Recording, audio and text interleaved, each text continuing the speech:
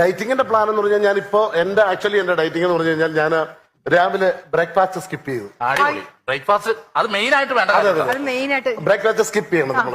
അപ്പൊ രാവിലെ എന്നിട്ട് എന്ത് കഴിക്കും? ഊണ് കഴിക്കും.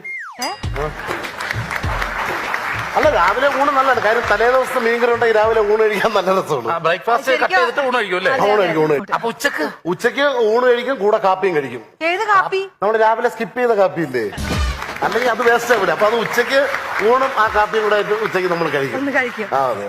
പക്ഷെ വൈകുന്നേരം ഒറ്റ നേരം, അതായത് 6 മണിയാകുമ്പോൾ നമ്മൾ ഒരു നേരം ഗോതമ്പാക്കണം. നല്ലതാണ്. ഗോതമ്പ് എന്ന് പറഞ്ഞാൽ 2 ചപ്പാത്തിയെ കഴിക്കാം. വൈകിട്ട് 2 ചപ്പാത്തി. കാര്യം എന്താ, 2 ചപ്പാത്തിയെ നമ്മൾ കഴിക്കാം. കാര്യം 7:30 നമുക്ക് വീണ്ടും ഉണ്ണാനുള്ളതല്ലേ. കാര്യം അപ്പൊ 2 കൂടുതൽ ചപ്പാത്തി വൈകുന്നേരം രാത്രി 7:30 ഉണ്ണാൻ പറ്റില്ല. രാത്രി 7:30 വീണ്ടും